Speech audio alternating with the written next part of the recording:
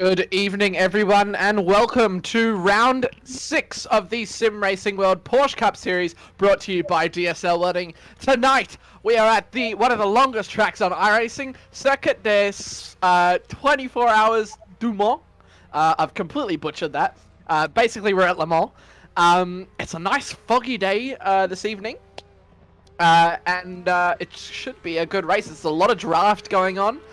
Temperature's sitting at around 33 degrees, so you know, the usual temperature that we have in these Porsche Cup cars. Tonight I am joined by Chef Toddy in the comms box, and of course Nathan Shibby behind the scenes producing our cameras for us this evening.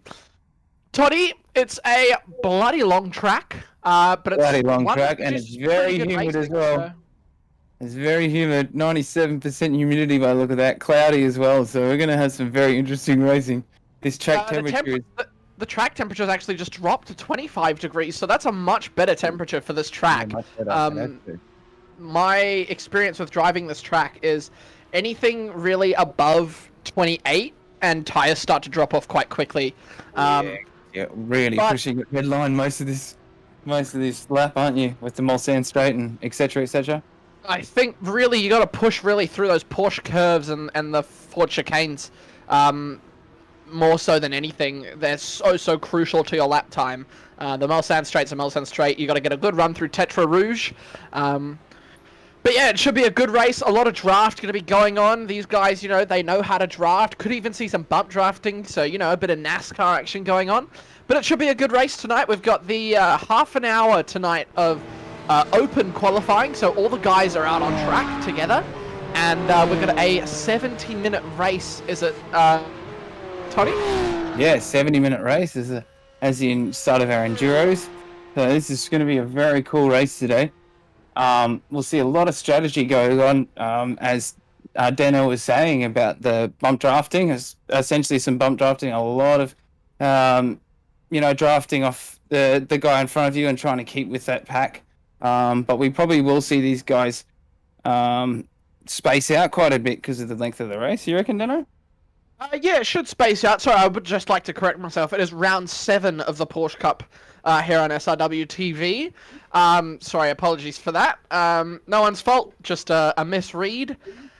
But yeah, definitely is going to be a separation. If you drop out from the draft of the car in front and there is a car behind you that's in draft or anything like that, you're going to be under the pump. Most definitely from the cars behind. But if you lose the draft here, your race is almost over. Just because of the nature of the circuit, so you've got to be quite careful around this track. Make sure you don't go too deep. Those chicanes do have a bit of runoff, but they've got some tire barriers in the way that you have to navigate. So, and very, very important tonight, guys, is those exits out of those corners, especially onto those straights. That's where you really, if you don't nail those, as Dano was saying earlier, you're really going to suffer. Yeah, you certainly will. It's really the exits, I think, that are the most important out of Mulsanne, the Mulsanne corner, and also through Tetra Rouge, which brings you down onto the Mulsanne straight. Just watching here now, we're just watching the number 32 car. That's Matt Doust. He's currently trailing one of the other boys in front, trying to get that draft. The Corp IT car. Oh, there is sound. It's very quiet. There we go. Sorry. There we go through Mulsanne. Tricky little corner through there. Mulsanne's a very, very tricky one. So early for that corner, and that's, I believe that was Alex Court, who we just saw there going through Mulsanne. Got quite a lot of camera angles this evening, so you should see every single part of the track and some very, very good shots through all the different sectors and things as Shibby's running us through them as I speak. So there's a 9.5 Sim Sport car. I believe that's Ash Davis, but I'm going to say that I'm wrong there. Not sure who we're actually watching at the moment. Yeah, beautiful shot of the chicanes there. That's the Ford chicanes right there. Very cool. Yeah, very, very tricky. I don't know if that's Ash Davis. It might be. I'm still a little touchy with the numbers. Oh, gets very loose. The rear just it's getting just about out of sorts. those chicanes.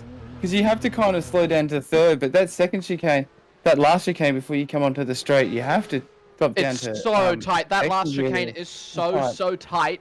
You really have to get the car slowed down into second or even first. As there we go, we're watching Tyson McAvoy start his lap. So we'll go on board with him as we go round for a lap of Le Mans. So you come through the first corners, the Ford curve. No, sorry, the Dunlop curve. Coming up into the Ford, oh my god. Dunlop chicane. Oh my god, I'm out of it tonight, boys. You'll have to keep me in check. But nice and easy through there, not going too wide coming into the S's. It's a long run into these corners, a long sweeping right into a sweeping left. You got to get the car nice and stable through the corners and through the exit there, coming onto Tetra Rouge. Right. And Tetra Rouge now taking a lot of curb, running out quite wide, but keeping it on track. That won't be an off track, so he'll continue to push down the Mulsanne straight, coming up into the first corner. This car has got no draft behind him, which will, but it'll set a benchmark for the guys to attack. You can see the Team Greg car in front, and that's one of the Sinkovich brothers behind. This car capping out at just over 275 kilometers an hour. Braking into this chicane, getting all the way down into second gear actually on the exit, and a good exit there, getting all the way up the gears nice and quickly. It's very easy to get a bit too much curb through through the last section, so you can push the track limits a little bit around here, but you do definitely need to be careful because it could cost people a lot of time. If they do make a few cuts off the track, I suppose. Yeah, it's one of those tracks where, you can see that you're, 5 seconds in front, 6, 7, 8 seconds, and, at any other track, that's an extremely far distance, but at Le Mans, that's nothing. That is really nothing. It provides you with not a gap that you think it is. You get a lot less time to recover if you make a mistake, and because a lot of it is just straight, you make that mistake and that 5 seconds is taken out of you almost instantly, just because of the nature of the circuit. Yeah, especially when you're coming down off the straight there and you're going from sixth all the way down to second or even first. Sometimes you get around around that corner. That's when it gets really hard to make sure you've settled the car properly. You're not going to end off in the middle of the shadow realm somewhere. Yeah, exactly right. You've got to be quite careful. As Tyson McAvoy has taken us now into Indianapolis, as this is one of my favourite set of corners on the circuit. You chuck it into the groove in Indianapolis, brake sort of early for Arnage. You can see he goes a bit deep there, but gets a good run on the exit, and he'll push it onwards into the Porsche curves. Oh, that's great view. Look at that. Quite cool. As you fly down through this section, this is one corner that really throws me off sometimes. You have to come down. Yeah, there you go. The car got loose on him. Oh, little crash of the commentator there. So that's the risk that you run going into those corners, because they are so technical and you have to get the car in so carefully.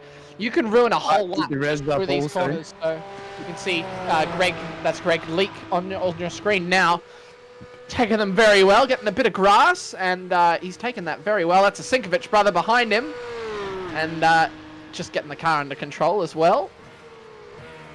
And as you can see, it's a bit foggy today, guys, so that's don't adjust your set. That's just the weather for today. So it gives it a bit of ambience. Greg Leak is going to be starting a lap. I don't believe that was a lap set.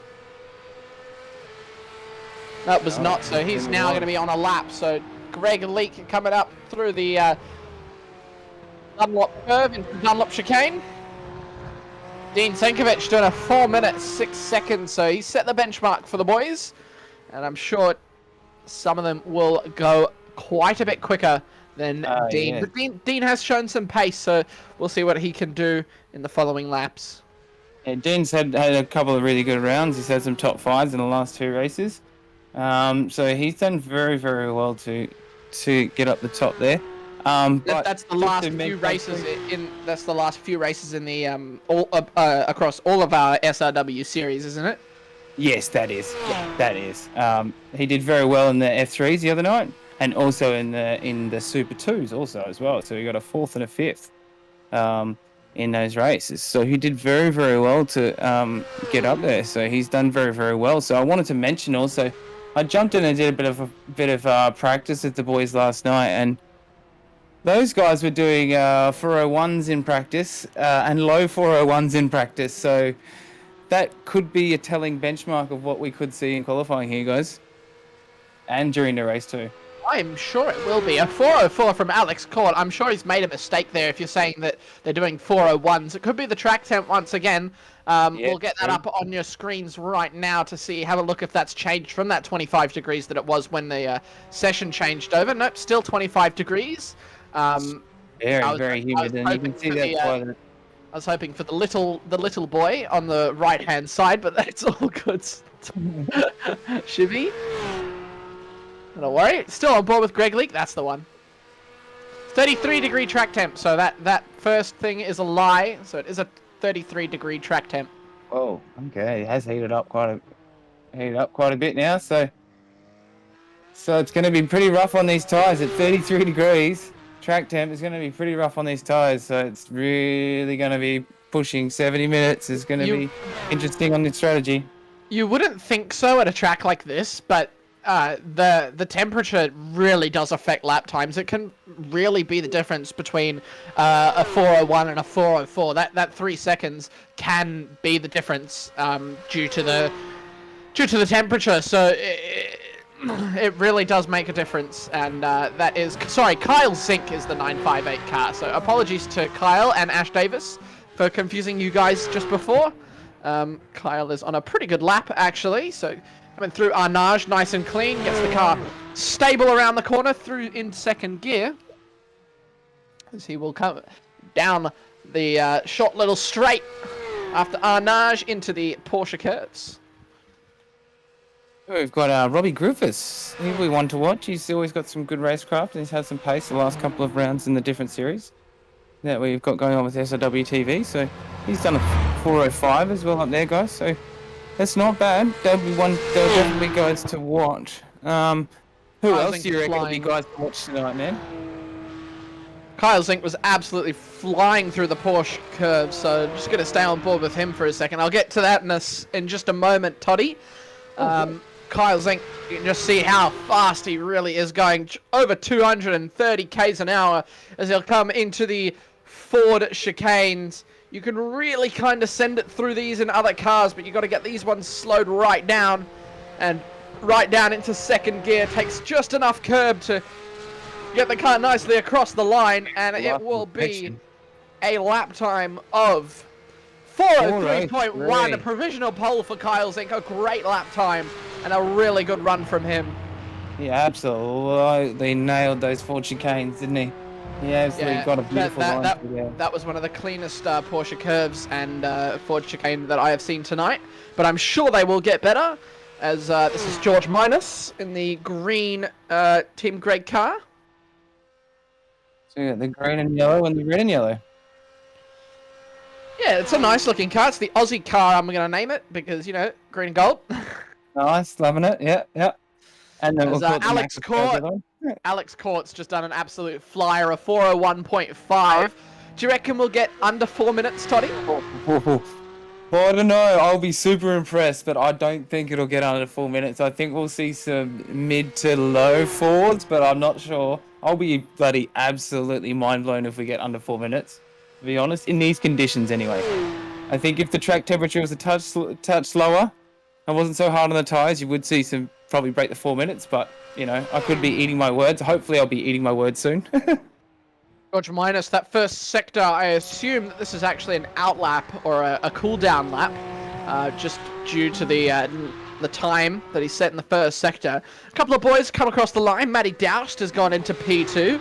just about 6-7 tenths in front of Kyle Zink. So the gap is quite large, but when you put it down to it here at Le Mans, it's not a big gap at all. A tenth is absolutely tiny. That's almost the equivalent of a hundredth of a second or a thousandth of a second here. So it will be very, very interesting to see where the lap times are at the end of the session. But we've got about 15 minutes to go, just over 15 minutes, and we'll see how it progresses. Matt Dowson an outlap and Dean Sinkovich as well. Yeah, we've definitely got these track times are definitely dropping pretty quickly, guys. So we shall see some serious pace today, I think. It'll just be very interesting to see how long that pace lasts for everybody, even the top guys, with how the tyre wear is going to be. So. Yeah, I think, Alex Court's very good at saving those tyres. He's always good at making the car go long, but when it's, an endurance race as well, and one of these tracks that is so long, it's going to be interesting to see if he does choose to opt for that longer strategy, or if he decides to actually go for the undercut, because on Tuesday in the F3s, that undercut kind of worked. He pit earlier than Mr. Stefan McCartan, and was able to get the win over him on that day. Stefan is not racing tonight, I believe. No, he's not. So that'll be a little bit of points for Alex. Most definitely. A little bit of less pressure on him. Adam Hughes hasn't set a lap yet. We'll see what he can do. Our reigning champion. So he's got some great pace, and I think Alan Hodgkinson as well. He's in the last few rounds, he's been really one to watch. He's had some really good racecraft, and he's just carved. He's been patient, and he's carved his way through the pack. So I think he'll definitely be one to watch, guys. Yeah, a couple of those boys at the back of the grid have been putting in some pretty consistent performance, and maybe just getting unlucky, I guess, with the race side of things. They've seem to have quite a bit of pace, and just got unlucky in the race, which is it's just a bit unfortunate in reality, because there's not much you can do most of the time. Yeah, just get frustrated about it and move on, right? Pretty much, there's not much else you can do, especially with these outlaps as well. An outlap you can afford to mess up, but if you mess up your actual lap here, you've got to then go all the way around, depending on where you screw it up. So it's an interesting track to be qualifying on, that's for sure. You really have to time it precisely if you want to get your laps in. Yeah, if you don't get it in there, you've got almost 4.5 to 5 minutes of, driving around a track, so you get another shot at trying to get another time, Yeah, exactly. So it's interesting. These Porsche Cup cars go around here every now and again in the officials, so I'm sure some of these boys will have a bit of practice. Is John McHenry now coming into the Ford chicanes, braking just before that curbing on the right-hand side of that car. As he comes into the final corners, takes no curb, and that's way too much sausage curb. Oh. He will have had to slow that car down a lot more than he wanted to, and will he improve on the 4-minute 10? He doesn't. 2 tenths slower, so might be a little annoyed with that final sector there, those last couple of corners, so we'll see if he ends up going again. Guys have got some serious pace. Even a 410's very, very quick around here in these cars. I did a few laps last night. I think I got down to about a 2:14 or 2:11. I only probably did about 10 laps, but I thought I would have gotten a bit faster by then. But it just goes to show you how much practice these guys put in, and how many hours and that sort of stuff, and how much commitment these guys have to these races. So it's really awesome to see these guys improve and improve every week in all these different cars, and then also for all the sort of leaders to change up, and for it to be kind of a bit more up in the air, and it's very exciting. Yeah, it certainly is. It's an exciting series, this Porsche Cup series. Seeing the drivers develop over the season, you have some early domination from the likes of Alex Court, Adam Hughes, and Stefan McCartan, but Matt Dowse, Robbie Griffiths, Dean Sinkovich, Kyle Zink, a couple of the 9.5 Sim Sport boys as well. They've really come out and shown their colours towards this mid-back end of the series, and really shown that they do have pace. They can be fighting up the front if they want to, but sometimes that mid-pack is a little bit more enjoyable. So that's Robbie Griffiths going into the pits now. So That's a I nice don't know. looking- He was on an outlap, so he may have had some damage or something like that that's caused him to go into the pits. Yeah. And these guys are going to have to make sure that that fuel is on the money, because if you miss that pit stop and you don't have enough to get around that lap again, you could potentially be getting towed back to those pits. So Well, hopefully we don't see any of that, but speaking of Toad, that's Alex Court and now teammates working together beautifully. Matty Doust has got a first to Sector 2 and Sector 3 thanks to that draft. And you can see just how, beautifully through those curves. That's a lovely way of taking those chicanes. Taking the car nice out and wide. You've got a lot of track to work with. yeah, and he's using all of it as well, which is very impressive because there's a lot of it. Yeah, he certainly is. And this is going a long, long run down to Mulsanne Corner. Watch where he brakes here. It's going to be very, very early. And you have to, because you need to settle the car and get it straight before you want to get all the way down to trail brake and all the way down your gears to get to the apex of that corner and then power out of it. Yeah, exactly right. You've got to get the car, as you said, stable and make sure that nothing locks up as well, because, you know, it's such a long corner. It's on a little bit of a downhill incline, but it is one of those where... the outside as well. It's one of those corners where if you missed your braking point, there's not much you can do to avoid going into a wall. The likelihood is you'll probably end up somewhere where you don't really want to be. Now, Alex Court has done a 4-minute 9-second, and I think that might be an off track from Matt Dowse. We will have to see. He'll let Alex Court through, it looks like, and they'll go again. That was such a cracking lap from Matt Dowse as well. It certainly was. We'll definitely see Alex go in front, and I'm sure they will reload and go again. I'm sure they'll help each other out again. Here we go. Yep, we're seeing it again. That's a cool camera view. That is awesome, especially with him just passing just on the outside on him as well. That's cool.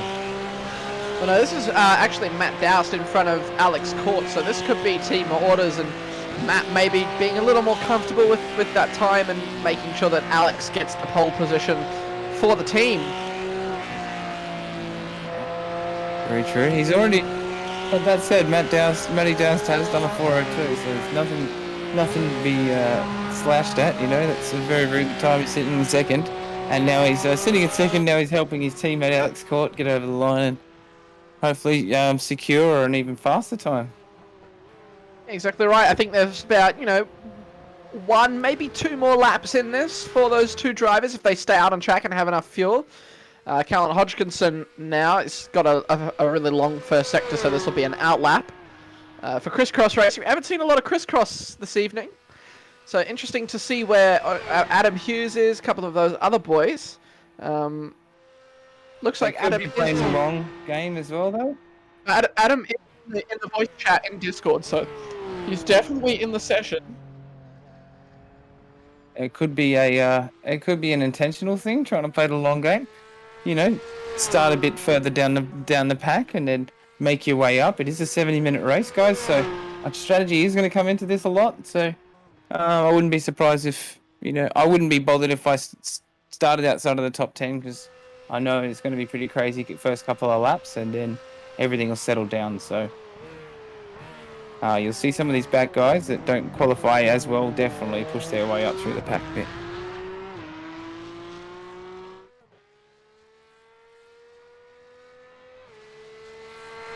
Sorry, I got distracted there.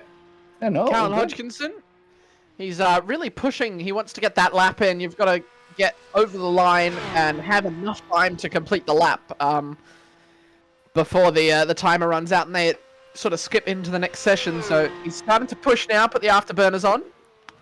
He's going to want to try and push and finish this lap so it actually counts, as Daniel was saying. No, this is his out lap, so he'll be wanting to get across the line and start the next lap. So can't afford any mistakes here, otherwise he will not be able to put a lap down. And that might just be what the plan might be for Adam, is maybe he hasn't been able to get a lap down, maybe he wants to start from the back, use the draft, and maybe there's a bit of tactics going on that we don't know about. I think it might be. The case. We do have Stefan McCartan on track now. Oh, So Stefan is too. racing tonight. Good to know. Oh, that's wicked. Awesome. We do have our resident top 3 here on SRW, of course, that being Stefan, Adam, and Alex. And Alex being the only one to put a lap time down at the moment, so we could definitely be seeing some team tactics going on in the crisscross garage. Yeah, these guys have definitely worked together. If there's one track in the world that you want to work together with your teammate a lot, it's this one. Definitely. Oh, very much so. This is one of the more teammate-oriented tracks, I suppose, is the way you can put it. Where the draft is so important, and everything you can do to help your teammate here is really a benefit. So we'll see what Stefan McCartan can do here. I think he's on a lap coming into Indianapolis. He's on his outlap. Sorry? Looks like he's on his outlap. Oh, my apologies. Yeah, nothing recorded yet. So. He's pushing to get this lap in, and he might not actually be able to get it in unless this is his lap. So this is going to be very, very close to see how this goes at the end of the session. We've got 5 minutes to go, just under 5 minutes, 4.5 minutes. So let's have a look and see how this goes. It looks pretty quick. Oh, no. It does look quick, but he's gotten wide. He's able to hold on to it. Is he? Yes. Keeps it out of the wall as well. He'll have a slowdown for that. That is such a difficult corner. It always takes you by surprise. If that was a lap, he's going to be very, very annoyed with himself, because that will not count. He's going to be pushing very hard to get this one. It's just going to click over to 26 minutes, so there's 4 minutes remaining in the session. You can see it takes just over 4 minutes to complete a lap, so he might not get this lap in, Toddy. Oh, yeah, probably won't actually. That little bit of a wide there might have actually cost him enough that he's not going to be able to finish this. Well, he's going to have a go, that's for sure. Stefan McCartan now starting his lap. Let's go on board with him and see how he goes. Coming through the Dunlop curve. Just lifting off a little bit, right on the brakes, coming into the Dunlop chicane, and he's gone deep, and that will be Stefan McCartan's qualifying over, unfortunately. He's not going to be able to set another lap, and that is very, very unfortunate. He's going to have to fight from the back to start getting up into those points, and Steven Sinkovic now, will he be able to complete his lap? It will be remaining to be seen. He's going to have to set an absolute fly. He comes through Tetra Rouge very nicely. Yeah, we got both the Sinkovic boys currently qualifying in the top 10. So Dean in 6th and Stephen in 9th. That's a bloody great effort from those two tonight. Yeah, I'm not sure how many drivers we've actually got in the session tonight, but it looks like it is our normal numbers. It just looks like some people just weren't able to get a lap because it's such a long track. It's very easy to have a lapse in concentration, and then you have to start the whole thing again. So it's one of those tracks where you really have to get dialed in and keep your head down. That's a big lockup from Stephen right there into the first chicane down the Mulsanne straight.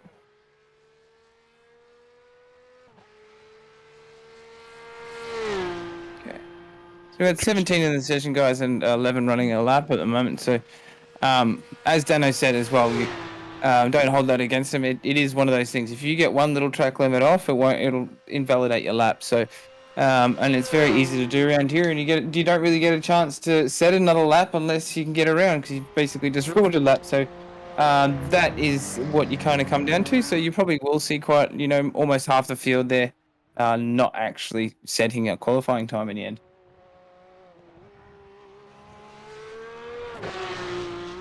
I'm not sure how it works out from there. If you don't set a time, how would it work it out? How would it work out those positions from behind that? I'm not really 100% sure.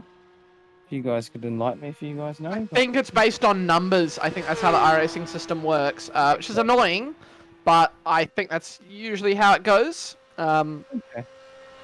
Other than that, they just get set to the back of the grid, really. I'm not sure if those guys will be too fussed as to where they start. They just don't want to get involved in any lap 1 collisions, so... Most definitely. You don't want to spend any time in the pits at the start of this race, especially over 70 minutes. Yes, you might have, if something happened at the start of the race, you do have a bit of time to try and mend and pit and those sort of things, but you definitely don't want to start off on the wrong foot. You certainly don't. Track temperatures, I think, come down a little bit, come to 31 degrees Celsius instead of that 33 that we saw earlier. So it looks like track is cooling off, which is good to see. I don't think these guys are going into the night. It is 4:21 in game time, so I don't think we'll be going into the night just yet. No night races as of yet, but I'm sure we'll speak to the admin, see if we can get one going, because, you know, night racing is always good to watch.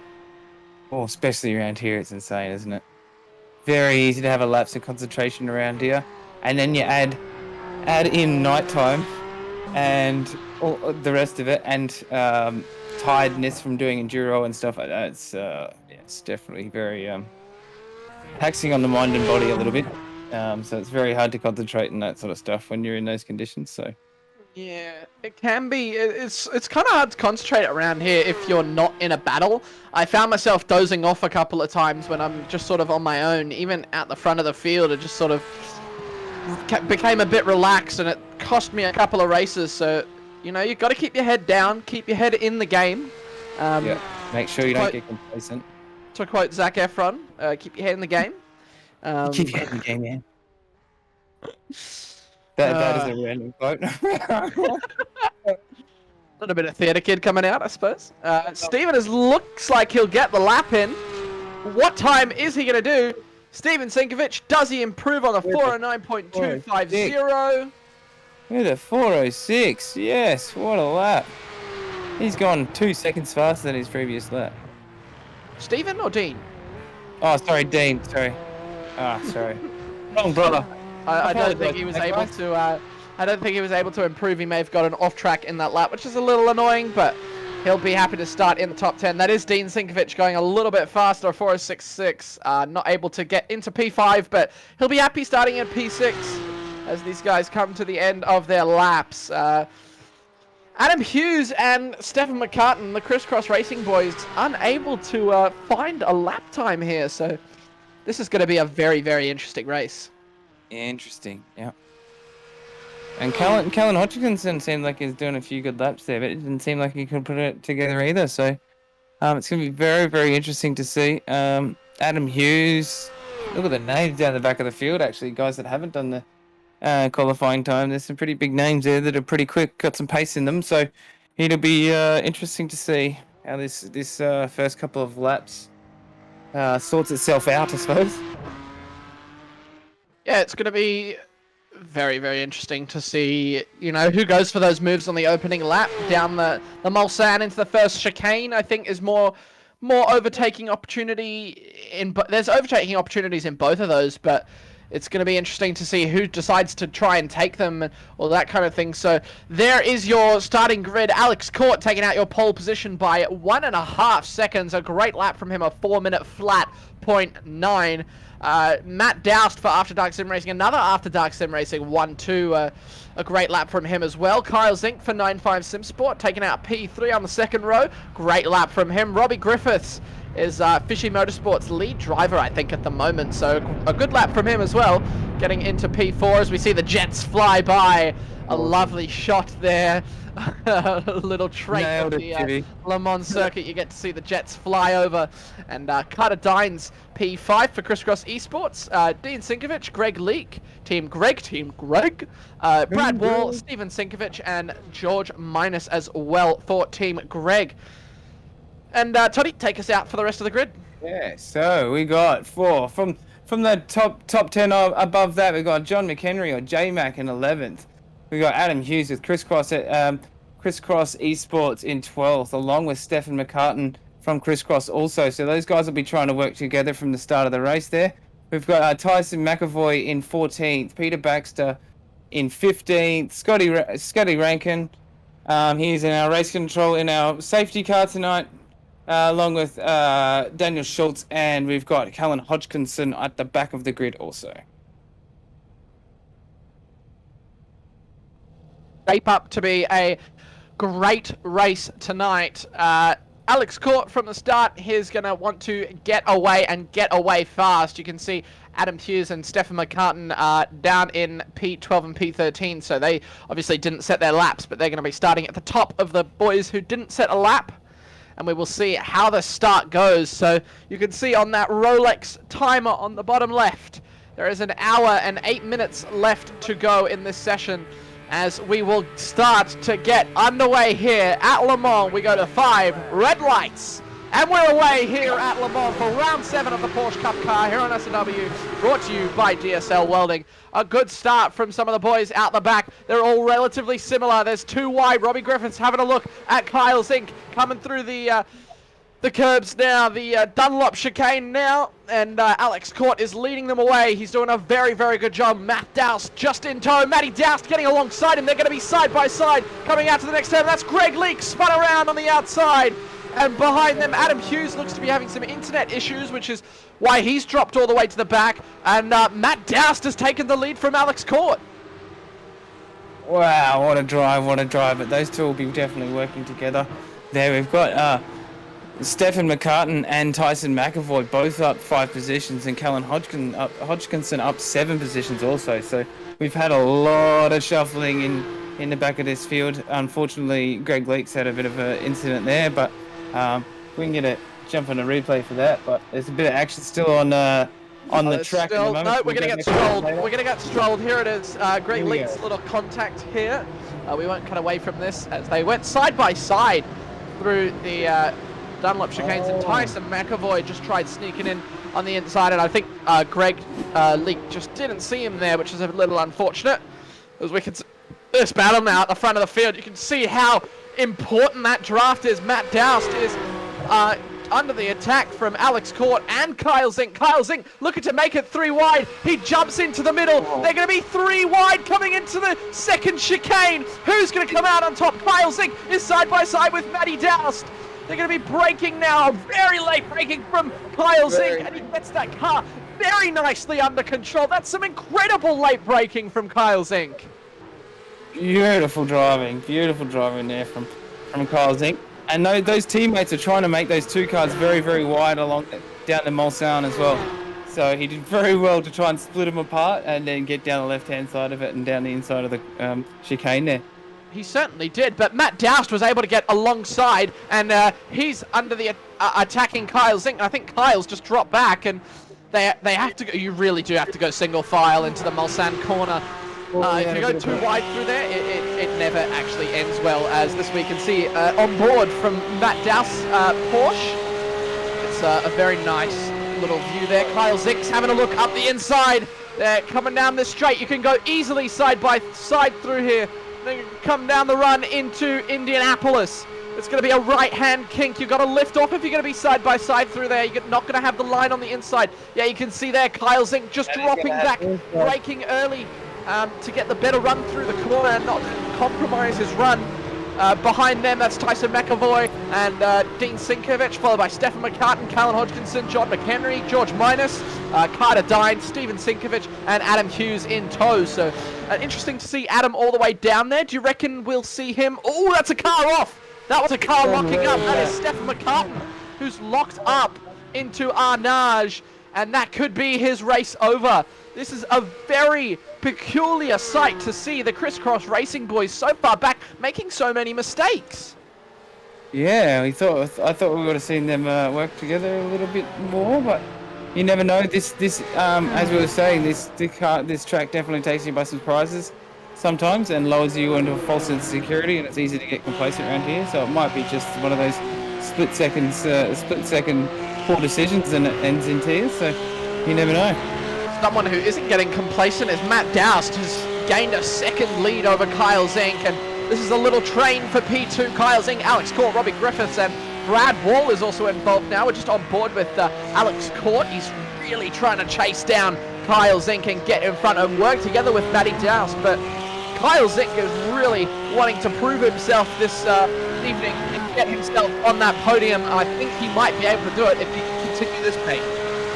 And I think these both these teammates here might be hoping that Zink will use up a bit more tyres, trying to prove that he wants to get past Matty. So who knows? He could push it too hard, or he could just keep with his pack and keep on going. So.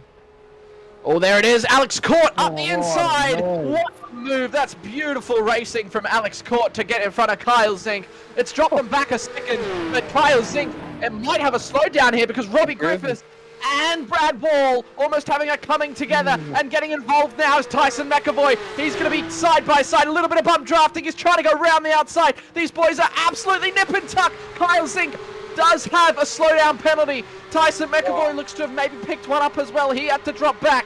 Brad Wall was able to get past. He's really attacking Robbie Griffiths now in front, but just on board with Tyson McAvoy. Is Brad gonna make a move up the inside of Robbie Griffiths? It looks like he might have the speed. The number 22 car on the 80 of Robbie Griffiths. He'll stick behind. Oh my God, I need to go get a drink of water. Take it away, Tony. Yeah, no, go. Robbie Griffiths with a great exit here, guys, with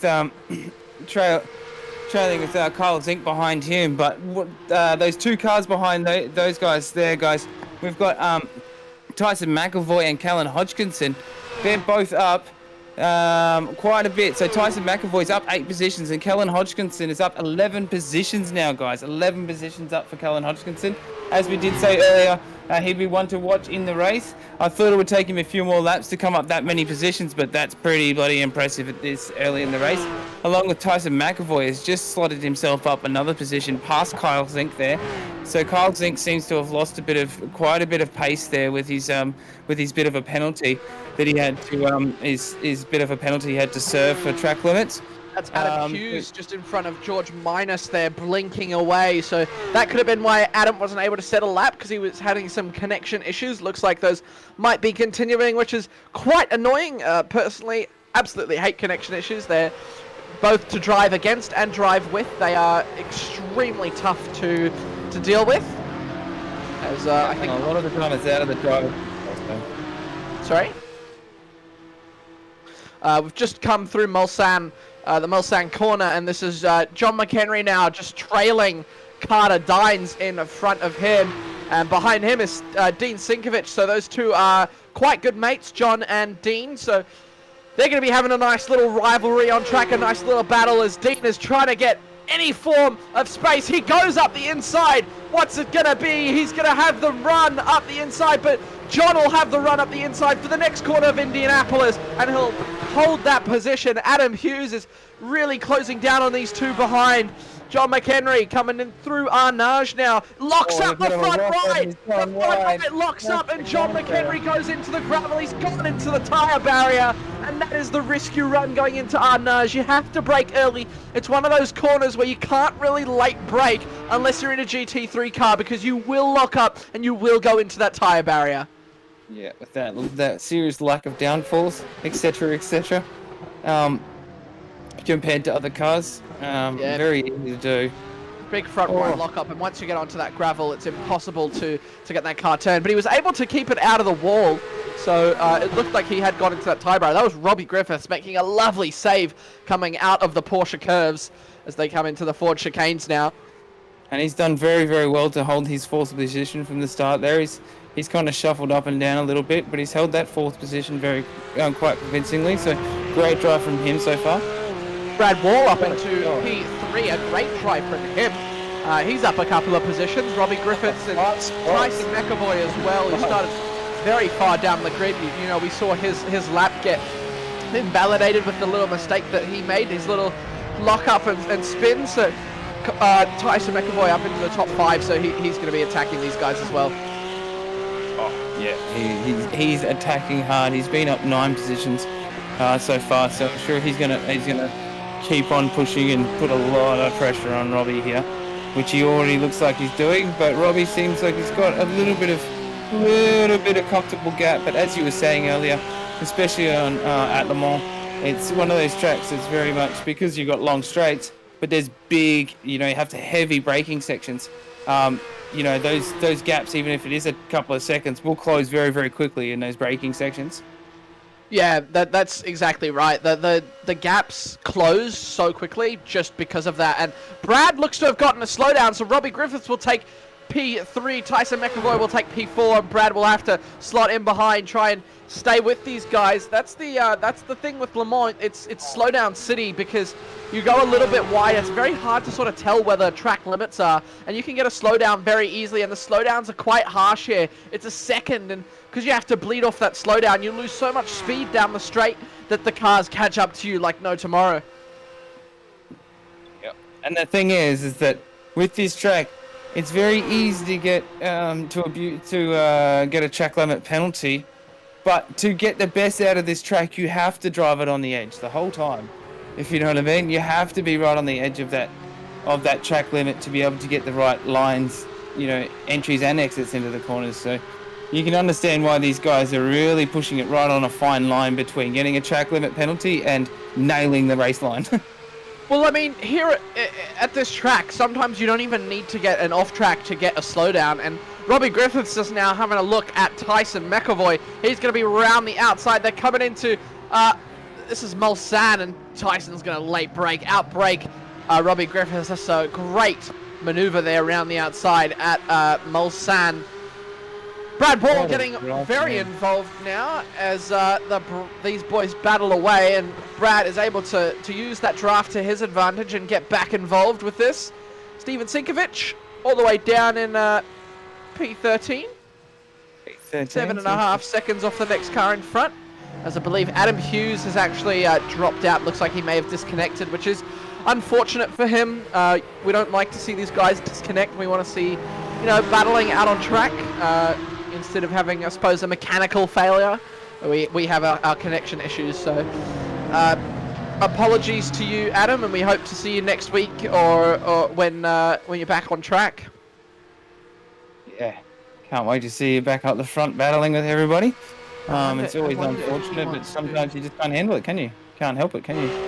Yeah, sometimes it's just the way that it goes. It looks like he's dropped even out from the Discord, so he's fully dropped out of the server, so his internet's probably completely cut out, which is not what you want, really. A lot of wild weather going on in Australia at the moment. Oh, there it is, contact with the outside wall through the Porsche curves.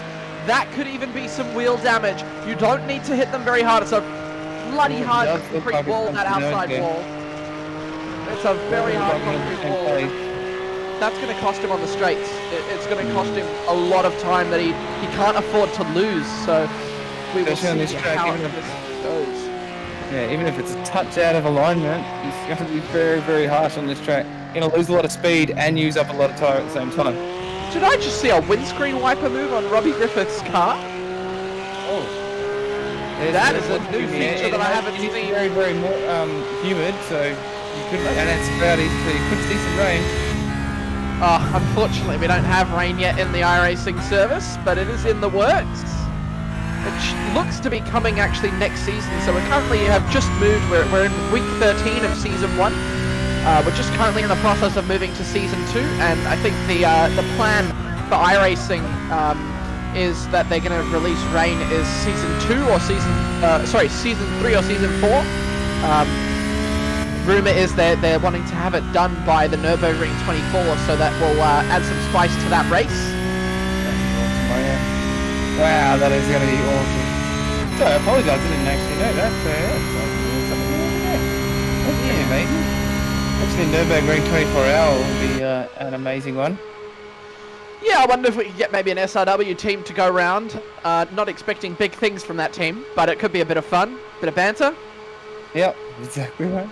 As these boys are going side by side, Tyson McAvoy, some great late braking from him. He's got immense car control to get to be able to pull off that late braking and not lock up at all. You can see the gap that he's got in front. It's 4/10, but that 4/10 is going to come down so quickly because of the draft. Oh, and for a man that started in 14th, he's not bad to be in podium stages at the moment. In 3rd position there, up from 14th. So bloody amazing drive from him. So hopefully he can hold on to this. Hopefully he's good at nursing his tyres and make sure he has enough fuel, etc., etc. So it's a bit early to be calling anything. We're only just over 14 minutes in. So, another hour, just under an hour to go for these guys, our endurance round here at Le Mans. And trust me, an hour at Le Mans can really do something to a man. Definitely, 100%. I've done an hour race, and in the last 5 minutes of the race here in an LMP2, I made a really bad mistake, because that's Brad Wall who's locked up. He's able to keep it out and hold his position, but behind him is Kyle Zink, who is now able to attack him. This is going to be a nice little two-way battle. There's going to be a battle for P3 and a battle for P5. Who is going to come out on top? Kyle Zink looking to go to the inside. Lovely defending from Brad Wall. It was a little aggressive defending, but Kyle Zink is able to go around the outside with the overspeed of that draft. But Brad on the inside is able to hold the position. He tucks in behind to get a little bit of draft. Goes up the inside, thinks better of it, and will sit and tuck in behind into Indianapolis, get into that groove, and hope that Kyle makes a mistake in front of him so he can get in front, or maybe that these guys can work together and go for that podium position of P3. Yeah, interesting to see. These guys have had a bit of a battle the whole way through to this race so far, so we'll see how these guys potentially, even if they're not teammates, if you're in a group like that, you will want to try and bump draft and try and work together with that person as well, so you can push up your little pack up to the pack ahead. And that's really the only way towards the middle of the race and towards this part of the race that you're ever going to see these guys are going to be able to catch up to each other, is they kind of work together no matter who they are to try and catch the next pack. Wow, that was disorientating for a second, that view with the reflections off the rear of that car. It was confusing me, but Tyson is looking to form a little gap. If you're going to form a gap, you have to do it in the corners, and he looks to be doing that very well. He's getting the car nice and turned in, and he's got very good car control as he's getting that car almost a second out in front. Alex Court setting a fastest lap of a 4:03.076. So you're right, Toddy, the lap times that come down to about 4:03s. So these boys are setting some almighty fine lap times. I'm sure it's just going to get quicker and quicker and quicker, especially if this track temperature is going to keep on dropping. Once these cars have got a little bit less fuel in them as well, but I don't have a huge amount of experience in these Porsche Cup cars, but I'm picking that they'd be pretty, get a lot harder to control on lower fuel. It's one of those things where, when you're driving the car for so long and the fuel starts to deplete, you don't really notice it until you pit and take more fuel. The fuel gets all the way down to the bottom, and you realize, you're going faster, but you don't really feel like the car's too different. And then you put in the full tank of fuel, and you realize just how different the car did feel. So it's not too different once it has low fuel, but they'll definitely feel it once they pit. Yeah, okay, because just being the whole mid-engine rear-wheel drive, etc., the whole weight balance of that car is totally different to a lot of cars that a lot of we are used to in a lot of our racing series and stuff like that. So a bit different where the weight is situated and the weight balance of the car is. Yeah, Tyson McAvoy is out, it looks like. Always wonder if we can get an action replay, see what's happened there. Maybe a lockup of some kind or an incident. We'll see if we can get a replay here. Is there anything, Shibby?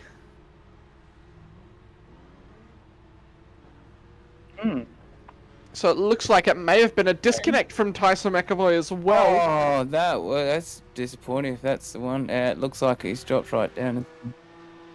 Yeah. Very unfortunate. Well, speaking of disconnection issues, we're in Australia at the moment, so it might have something to do with it, with connection issues and stuff, guys. So we apologize. Adam Hughes is now back out on track. He's a lap behind, but he's back out on track. Greg Leake now coming through the second chicane. Oh my god. Okay, Toddy, take it away. I got hiccups. Okay, all good. We got Greg Leake coming up through the second chicane onto the Mulsanne. Great looking livery there for Team Greg. Beautiful looking livery. As he comes down, breaking a touch earlier, as you see that witch's hat there, or road cone, or however you would like to say it in your own vernacular. We're on board here, coming through our exit of Anage. Beautiful view this one, coming down the Mulsanne straight, absolutely flying, up in 5th gear, popping out, up into 6th gear, beautiful racing, beautiful driving. He's a little bit out there by himself at the moment, so this is what we were saying earlier with the Le Mans and things like that. With this track, you will start to see people really form pretty big gaps, or some gaps, some sizable gaps between each other, and then you will see little groups kind of offshoots of groups. So as you can see with Matty Doust and Alex Court, a little group. You've got Robbie Griffiths and Carl Zink there in a little group. Bradley Wall and Callan Hodgkinson now are there right behind each other as well. And those guys will be kind of, even though they're not teammates, they'll be trying to work together so they can push that little group of two up to the next group of two ahead of them.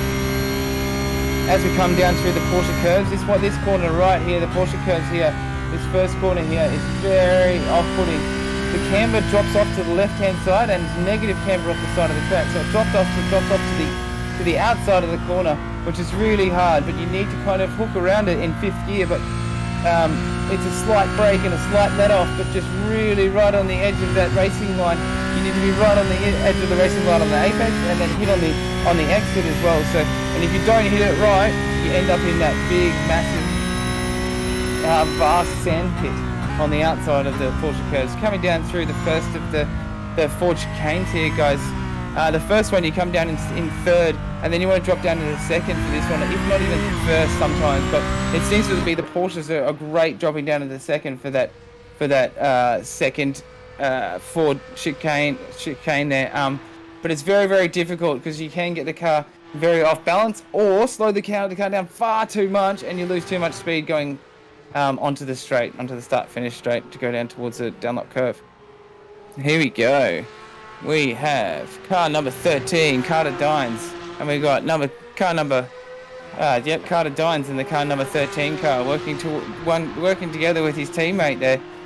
These guys have had a bit of a, with Stefan McCartan, they had a bit of a shaky start there, but now these guys have cottoned onto the back of each other, and they've really moved up the field now. Stefan McCartan's up 5 positions now. Carter Dines is actually down 2 positions, but it's given these guys a really good opportunity as teammates to be able to work together. So as you can see, they're keeping each other in the tow, and Stefan's just towing Carter's just towing Stefan around the track here, as we see. These guys will work together and try and catch this group up above them to try and catch the 6th and 5th and 6th position, Brad Wall and Callan Hodgkinson there. Callan Hodgkinson's had an amazing drive also.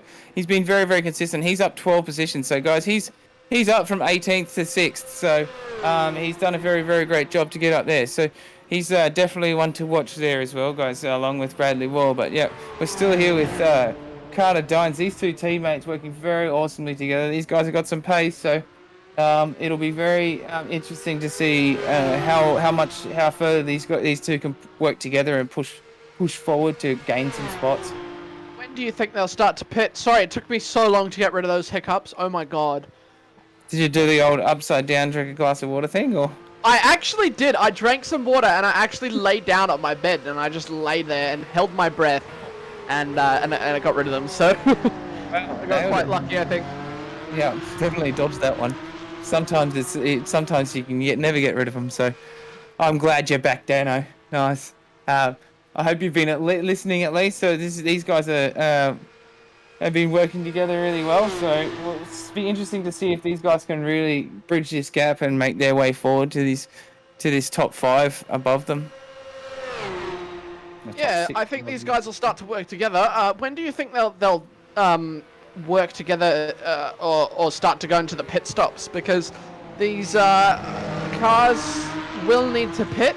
I don't know if they'll take all the tyres or anything, but they'll definitely need to pit sooner rather than later, and we'll see that happen, I think, probably around the 35-minute, 40-minute mark. What do you think? I was thinking about the same, but that said, I think there is certain guys that we know that do like to do the overcut and stay out a bit longer. And there's certain guys that love to do the undercut. So, but we'll see. There's a few drivers that are kind of, as I've noticed, that's their kind of more preferred go-to strategy. But I'm not going to say anything. Just a bit of wall any there name, for Carter because Dines. don't want to jinx the person or call them out or anything, or the people. So we'll leave them be because that's their race strategy. Don't want to ruin anybody's race strategy or anything. But I think, yeah, about that 35-40 minute mark, and we might see 2 or 3 guys go to that 42-43 minute mark, I think.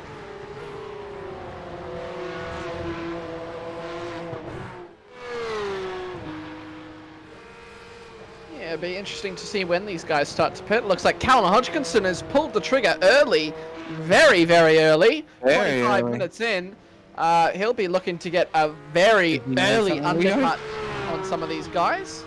Mm. And I think he might actually be able to pull it off because he'll get into some clean air.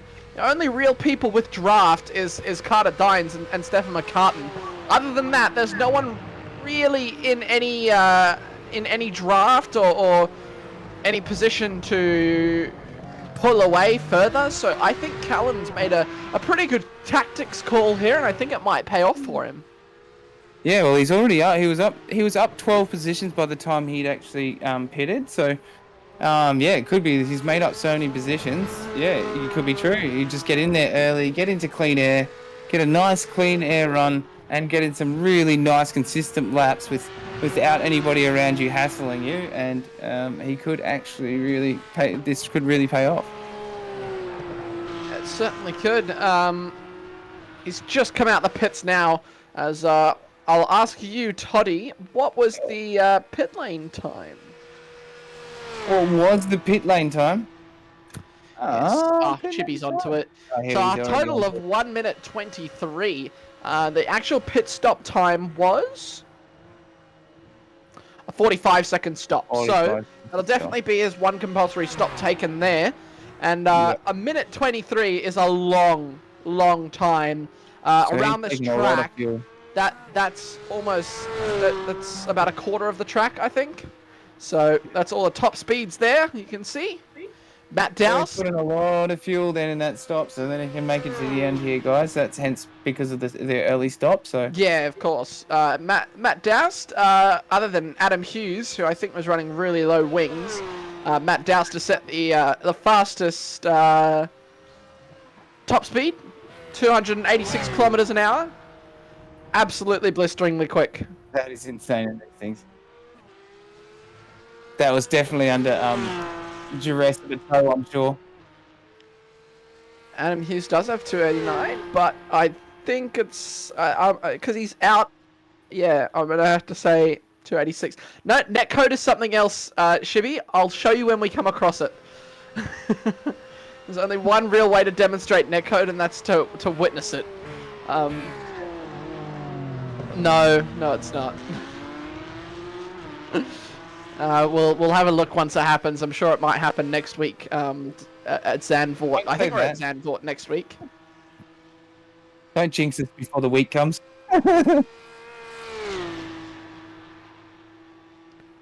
Snetterton.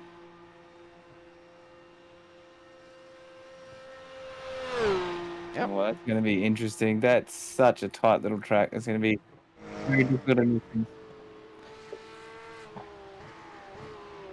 Yeah. Zandvoort's the week after, so Snetterton could be a place for netcode, but given that everyone is sort of on the same connection, we're all running on Australian servers, etc., you won't really see too much netcode here. It's more that happens on the American servers when you have a higher connection. You can see how close those guys are getting to that wall. It's a fine line. It's a very fine line. We saw Brad Wall hit that wall before. Alex Court doing a 401.6. That's an incredible time. Matt Douse doing a 401.7. So these guys are putting in Absolutely flying. times. These guys are still definitely working together. As we're talking about, giving each other a bit of toe there and working together there to keep their lap times down. So it's pretty impressive how close it is, within a tenth of each other. Eh? Certainly is. Kyle Zink now coming into the pits as he will pit at just before that half-hour mark. As I think they'll start to come in now. Greg Leake as well. The next lap will be around 33 minutes into the race. So that pit stop might come then. I think for the later the pit stops, I think it'll be around 40 minutes. So we'll see what happens. We're actually seeing, interestingly enough, we're actually seeing quite a few pit quite early today. So, but I suppose that said, a lap is, just over 4 minutes. So you say it's pretty early, but another 4 minutes from 29, from what we're at now at the half an hour mark. It's kind of about that 34, 35 minute mark that we're talking about anyway. So we could see possibly another one out of the guys that are going to pit a bit later, probably another 2 laps from here, 2 or 3 laps, possibly. Well, it's interesting because these guys, Kyle Zink, Greg Leak, Carl Hodgkinson, they've all pit before the halfway mark in this race. So whether that will come to benefit them or so it remains to be seen. But we'll keep an eye on them and see how it affects them. Kyle Zink, I think, may benefit from this the most, given that he is in the highest position. And just looking down the order, he's within that 1 minute 23 second that was set by Kyle Hodgkinson when he came in. So it's looking good for Kyle. So, yeah, it's all coming together for him as long as he can not get into too many off-track penalties and things like that. That's always the risk, as we've seen in the past. You can be the fastest around here, but if you're not the most consistent in your laps, then it doesn't mean much. So it certainly doesn't. It can be the difference between coming first and coming last, and yep, 100%. that is, sorry. Oh, good. That's the Bradley difference. Wall, he's done really well. Positions now. Sorry. Bradley Wall's up 4 positions from where he began as well, so he's had a great drive. Stefan McCartan, with everybody that's has pitted, there's a few people that pitted a little bit earlier. He's jumped up into 6th place there with Mr. Dean Sinkovich in 7th currently at the moment. He's had some bloody amazing drives lately, hasn't he? Yeah, he has certainly. Dean has been definitely one of the most improved this season, I think. Out of all of the drivers, he's been putting in some incredible performances across all of the different disciplines of racing. And he's been doing top 10 performances consistently, so we hope to continue seeing that from him. Yeah. No, so I spoke to Dean, and he actually said that he hasn't been doing any development driver training. Sorry, that was Shibby talking to us in our ears, saying that was it because the development driver training? But no, Dean said that he's actually not had any. So it is a very nice segue to be able to do a shameless plug. Natural talent. Yeah, so we've got driver training with SRW TV as well, guys, which is a great thing for all our drivers. So you will see, as Dano said, Dino hasn't really had the time to do that, so this is kind of his own improvement, but also it was just a nice little greedy way of having a little segue into telling you guys about our driver training, which is really, really awesome for these guys. Yeah, so you see these guys throughout the season actually getting better and better and better in all these different cars. Yeah, so we've got, who's our development driver? Oh, excuse me. Yeah, Joshua Thomas is our driver who helps teach the boys, and he is quite fast on track. John McHenry now coming into the pits, gets that car raked nice early, and because it's such an early speed limiter, you have to climb this kind of straight. The straight sort of starts to angle up towards the end of the pit lane, so you have to climb it a little bit, and if you cut the fuel too short, then you really do end up having a problem, and you can roll down this hill. I've seen it happen. Yeah. Yeah. I won't tell you the story about my shame on Le Mans. Stefan McCartan getting out of those pits. I'll never forget it. Anyway. Kyle Zink has overtaken Stefan under the pit lane, and he is absolutely gone, almost 20 seconds in front of Stefan McCartan. So Kyle really may have made the best call. We could really see an incredible call here. He might be able to get up into that top 3 once again. So we'll see when those guys start to pit. I reckon it can't be far out. I reckon it has to be this or the next lap. Personally, I'd pit this lap. Run the fuel as far as it can go, and then, you know, pit, but we'll see how it goes. Yeah, right, that sort of, I think a lot more, I would be going as safe as possible in this case, put it straight down the middle, and then you know you kind of got the same amount of tyres from once you do that sort of thing, and so you can kind of, that would be what I'd do, but, you know, these guys that are very, very quick would love, you know, want to get the undercut or the overcut, depending. Matty Doust and Alex called out in front with an absolutely dominant performance actually as well. So those guys. Yeah, those two are so far out in front. They're 20 seconds in front of Robbie Griffiths, who's trailing Alex Court by 18 seconds. I've just done a little bit of quick max. Is roughly 20 seconds in front of two drivers. So that's some incredible pace from those two, and Alex and Matty must have been doing some extensive practice before this race to put in this performance, and it's great to see. You know, they put in the effort, and it's giving them results on race day. So, you know, put in the practice, kids, and it pays off. Yeah, and talking about teammates, this is George Minus, who's the teammate of Greg Leake there. So you can see the difference. The slight difference in the green and gold, and we got the red and gold liveries for Greg Leake there, so that's for Team Greg. As you can see with Le Mans, it does spread out quite a bit, so we will be seeing a lot of cars just on their lonesome, trying to push as hard as they can to try and catch the next guy. It's very, very difficult at this track after a little while. With Callan Hodgkinson still one to watch. He's he pitted a touch earlier,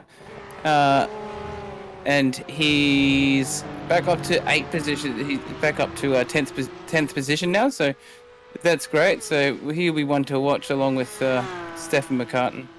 Those boys are pushing their way up along with Kyle Zink, pushing their way up past the rest of the guys. But we'll see. Might be pretty. Spaced out from now on, you reckon, Dano? Yeah, it's a bit hard to commentate on it when it's so far spaced out, but as these pit stops start to come in, Alex Court now is really chasing down Matty Doust, and these pit stops are starting to come in one after the other. So, you know, Brad's coming in now, Carter Dines behind him, and we'll see if these boys both pit in. They might be on the same team, but there's no pit team boxes, so no double stacking. I do wish they would add that though. That would be so cool. That would be pretty nuts, eh? I think it would kind of, yeah, it would make it very interesting for us commentating and watching. It's going to be an interesting finish, that's for sure. As Brad Wall coming out the pits almost, as they're both sitting in the pit lane. Kyle Zink getting in front of both of them now under their pit stops, as it looks like, sorry, Kyle might actually have them here. Now that I do the quick calculations in my head, Kyle might in fact have Alex Court and Matt Doust in his sights after their pit stops. Yeah, he's only 22 seconds behind him, and we all know it takes a lot longer than 2 seconds for a pit. 22 seconds for a pit stop. It's Robbie Griffiths 20 seconds behind him, Dean 40 seconds behind him, so that's a minute and then another 20. So it's going to be very, very tight as Matt Doust makes an uncharacteristic mistake, a big lockup on that front left, and Alex Court's able to take the position from him, but he's going to come right back at him and get right back stuck in as they come onto the run into Indianapolis. The gap is closing so fast. These Porsche Cup cars, the draft down the Mulsanne straight and the run onto Indianapolis is so deadly. You can just see how close it's at 1.5 tenths, 2 tenths, and You can see Matt Dowse just sticking behind, not wanting to crash his teammate out, of course. Teammates working together, so if they keep working together, then Kyle might not have a chance, but... Yeah, well, these guys are doing consistently about a tenth of a second between each other in the low 401s.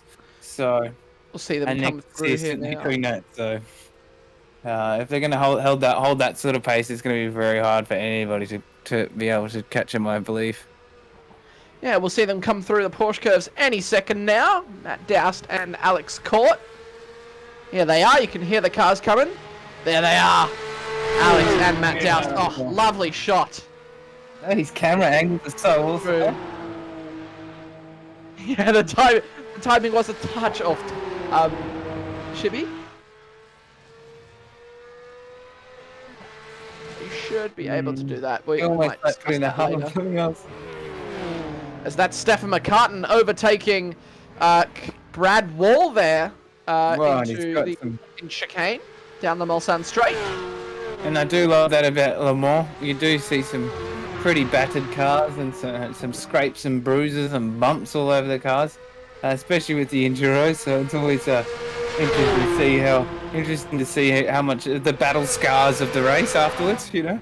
Yeah, these two still not going into the pits as Alex has placed his car in a perfect position to both get through the corner nice and well and defend well from Matty Dowse. I don't know if there's any team orders going on. I think they're just saying to each other, let's work together. But I might be wrong in saying that. Matt Dowse having a look up the inside at Alex Court. These two are going to go nip and tuck to the pit stops with 40 minutes in now.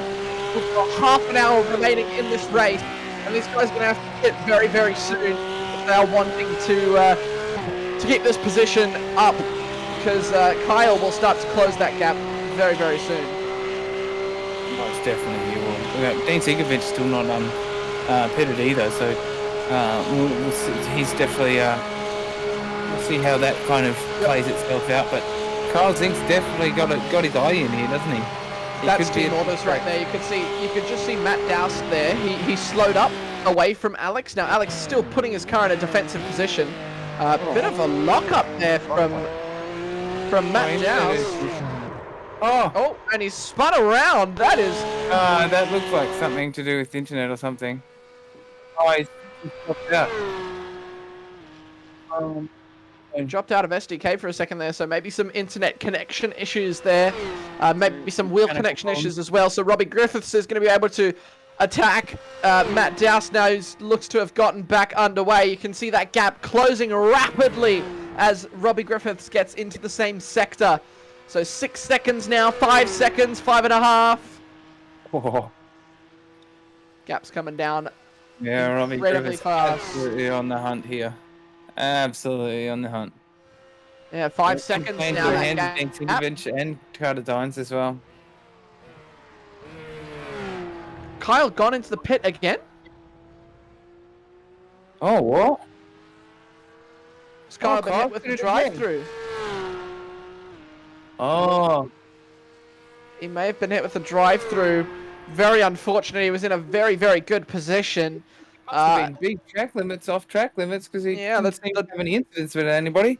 The top four still haven't had their pit stop. Stefan McCartan has had his pit stops. I want to see the gap to the leader if we can get that, rather than the interval time. So you can see, 2 minutes and 6 seconds. So it won't be enough to get in front of Alex, but it might be enough to get just close enough to Robbie Griffiths and Dean Sinkovich that he can get stuck into these battles and get some more points on the board.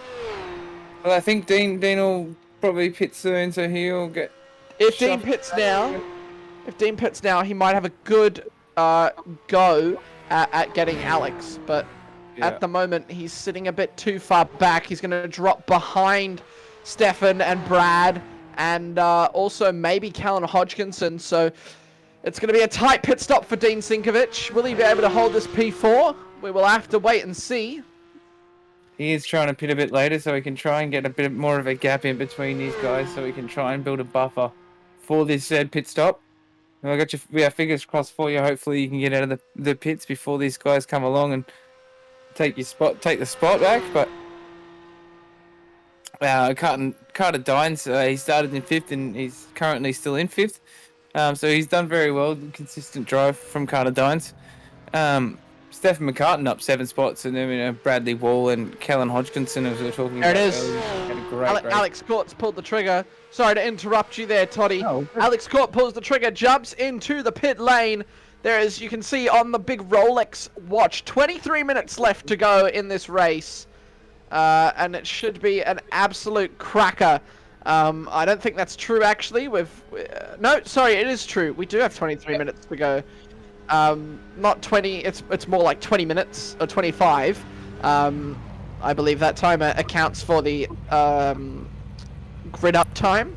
So it's gone a bit later, but I'm not sure if that will matter, because once they get over that lap time with about 4 minutes to go, it'll be a white flag. So Robbie Griffiths is able to take provisional pole position for the moment.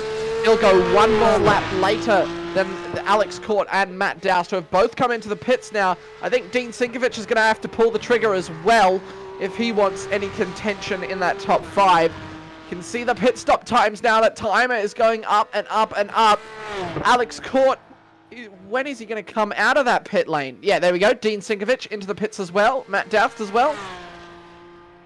You can see 1 minute 15, 1 minute 17, 18. He's on the pit exit and he's out. So a minute 19 for Alex Court. It's a good pit. He must have saved a bit of gas. And Matt Doust doing a 105, so almost 14 seconds. Sorry, not 14. Yes, 14. Yeah, 14 seconds quicker in the pit lane, so that could be down to tyres taken, fuel taken, or something like that. Might have saved a bit more fuel behind Matty Doust there a bit for that first section, so he might have saved a bit more gas, or he would have had a shorter pit stop. So it's more of a splash than gallons and gallons of gas, more so. Carter Dines overtaking Dean Sinkovich. Sorry, my eyes are always glued to that standings, but we've got a nice little battle. Kyle Zink and Greg Leake here for P10. Kyle Zink has got the pace here, and he's going to want to get in front of Greg. You can see the I rating difference is is just over 1,000 I rating. Now that's not going to make a difference because these boys do put in the practice and the time, and that I rating doesn't really reflect too much of their skill. As you can see, Greg Leake is doing a wonderful job of defending from Kyle Zink. Is Kyle going to send it up the inside at the Ford chicanes? He's going to think better of it, which is a smart move from him, because it looks like Greg's made a little bit of a mistake. Goes very wide, goes over that sausage curb, and Kyle Zink is able to take that position very nice and easy. That's a very simple move, and he's forced Greg Leake into an error, and that's basically what you want to do here. Yeah. Especially because he's carving back up through the pit, the pack now after his pit. So that would have been his first lap on cold tyres. So he's back. This is his first kind of official lap after his out lap after his pit stop. So he's really pushing on to the rest of this. He had 2 pit stops. So oh, all good. No, it's all good. Yeah, so Kyle's actually had two separate pits, so that's interesting. It might have just gone for the two stopper, for the two stopper strategy, because we did see him actually pit really quite early. He may have miscalculated his fuel, and that may have cost him that extra pit stop. So, but you never know. He's still got the pace, so he might be able to carve his way up a bit. So it might not been that much of a gamble, actually. Yeah, he's definitely catching John McHenry in front of him. There's the locked on sim racing car. Alex Court, Matt Doust, Carter Dines. So I think Robbie Griffiths is going to have the gap to Carter Dines to be able to make a secure pit stop. Does he come in now? No, he doesn't. He's going to stay out another lap. Robbie Griffiths really trying to push this car out, and he's apparently saved a lot of fuel. Yeah. You'd think that this lap he will go in. Yeah, it seems like he is short shifting a little bit now, though. So it'll be interesting to see whether he's short shifting a little bit to try and save a bit of gas here. It might be a bit of a strategy thing. Try to see how fast you can go on that lower gas. What you do is you short shift, you clutch in, and you brake. It's a skill. It's a very hard skill, actually. The clutch brake method. Usually, you only really do it if you've got a clutch paddle on your wheel. I've seen quite a few pro drivers do it as well. Personally, I just clutch in, let go of the clutch, and then brake, instead of holding the clutch, braking, and jumping down the gears, because that is some absolute crazy town, banana pants skill to do that, because if you do that wrong, your rears lock up, you go down to the wrong gear, because your clutch is in, you can shift down like anything, and you'll lose the back end and you'll ruin your race, so you gotta be quite careful. As that control as well, keep trying to get the balance right. You can do it, but it's really hard to get it consistently. Do it for every single corner. So, you know, so close. Amazing skill.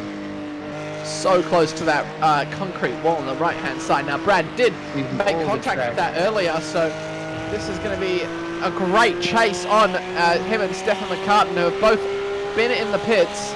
Carter Dines has set a lap of 4:04, a personal best for him, as Brad is going to trail Stefan into the Ford chicanes.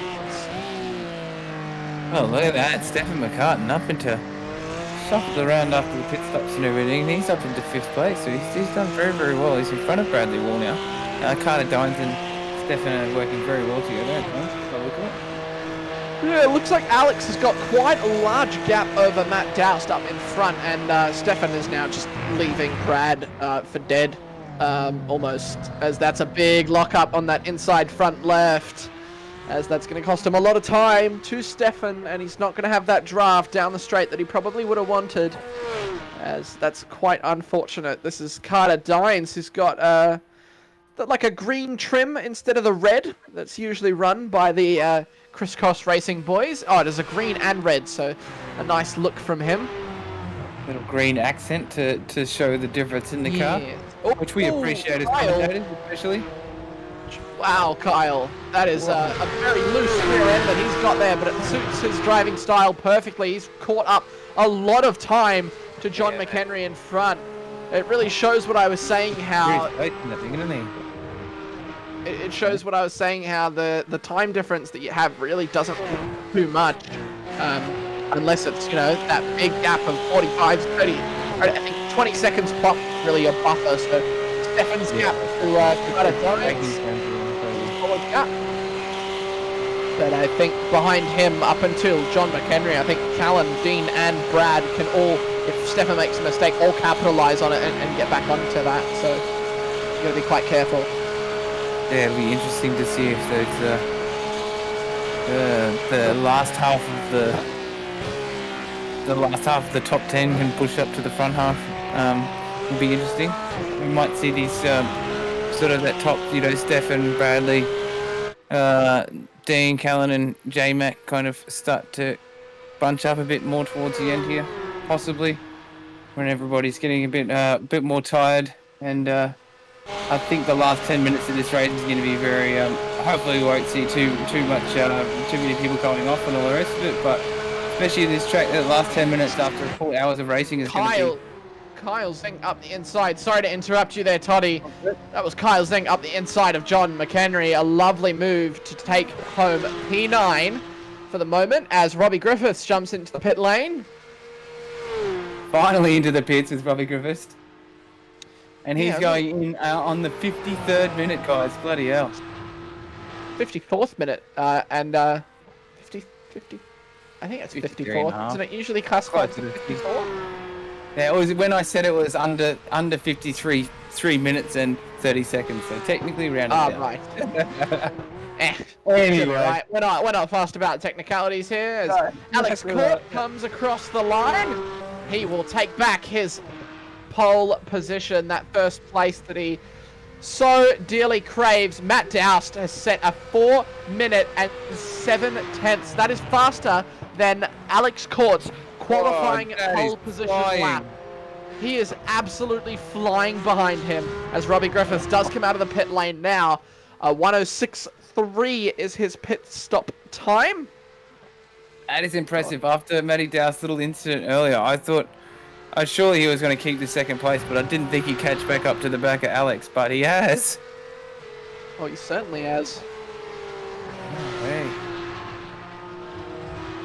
It'll be that pit stop, that 20 seconds that Alex lost in the pit stops will benefit Matt compared to, the 1:06 time that was done compared to Alex's 1:19. That extra 10, 15 seconds really does make the difference. It is. It's a lifetime in racing, isn't it? 15 seconds. Yeah, 15 seconds is a long time, but not at Le Mans. Not at Le Mans. This is one of those tracks where 15 seconds is nothing. Yeah. It's very, very true. I do love the After Dark Sim Racing logo on the roof. I like it, the kind of neon lights and all the rest of it. So big shout out. Pretty cool. It's pretty cool. I like the livery and everything. So well done to the After Dark Sim Racing boys tonight. They had an absolutely amazing drive, working really well together, and yeah, just chipped away at it and worked really well together the whole time, even in qualifying. So it's very impressive. Certainly is the way that these guys work together week in, week out. As we come to the last 15 minutes, just under 15 minutes to go. As Kyle Zink set a 4:02, so a very, very fast lap from him. He's going to be attacking Callan Hodgkinson now. 13 seconds behind. He'll be hoping for a mistake. I don't know if he'll get one, though. Callan Hodgkinson has been pretty consistent all season. Only having a couple of incidents with other cars and such. Yeah.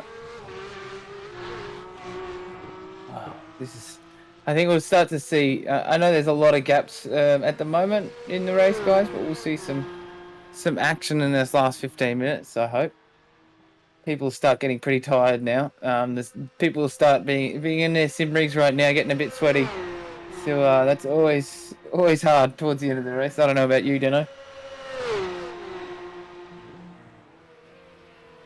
Sorry, say again. I was just saying, that's normally about this point where you'll see cracks start to show in some races. Mate, my cracks start to go about 10 minutes before. Now it's about 45 minutes in. Usually when my brain starts to shut off. So.